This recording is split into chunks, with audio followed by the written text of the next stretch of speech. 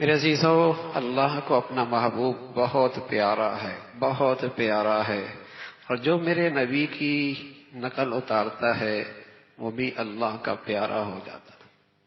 قل ان کنتم تحبون اللہ فاتبعونی یحببکم اللہ ویغفر لکم ذنوبکم۔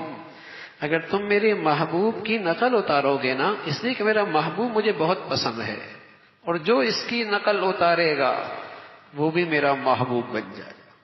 اللہ کہہ رہا ہے وہ بھی میرا محبوب بن جائے گا۔ پھر اس کی زندگی میں کچھ خطائیں ہوں گی، لیکن میری نبی کی محبت، میری نبی کی نقل میرے ہاں اس کی اتنی شان اور عظمت ہے کہ میں اس کی ساری خطائیں معاف کر دوں، میں اس کی ساری خطائیں معاف کر دوں۔ جو میرے نبی کا طریقہ ادائیں لے کے آئے گا، تو میرے عزیزو یہ پیارے نبی سے محبت ہے، یہ اللہ کے حبیب سے محبت ہے۔ یہ وجہ ہے اس امت نے اپنی نبی سے محبت اور عشق کا حق ادا کیا، جو ماضی کی کسی امت میں یہ چیز نظر نہیں آتی۔ کوئی کہہ دے عیسیٰ علیہ السلام کی سیرت دکھاؤ، کوئی دنیا میں نہیں دکھا سکتا۔ کوئی کہہ دے موسیٰ علیہ السلام کی سیرت دکھا دو، دنیا میں کوئی نہیں دکھا سکتا۔ کوئی کہہ دے حضرت ابراہیم علیہ السلام کی سیرت دکھا دو، دنیا میں کوئی نہیں دکھا سکتا۔ اور کوئی کہہ دے محمد الرسول اللہ کی سیرت دکھا دو۔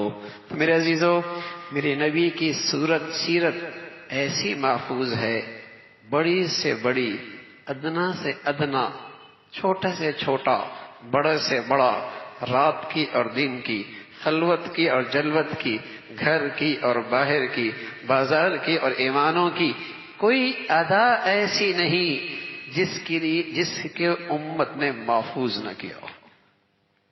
کوئی ادا ایسی، بال کیسے بنائے یہ بھی محفوظ ہے، مسواک کیسے کی یہ بھی محفوظ ہے، جوتا کیسے پہنا یہ بھی محفوظ ہے۔ اس لیے کہ اللہ کے نبی کی ہر ادا، اس پر اللہ سے محبت ملتی ہے، تو وہ کیسی گم ہو سکتی ہے امت سے؟ اللہ کی نبی کی ہر ادا پر اللہ سے محبت ملتی ہے، بخشش کا پروانہ ملتا ہے۔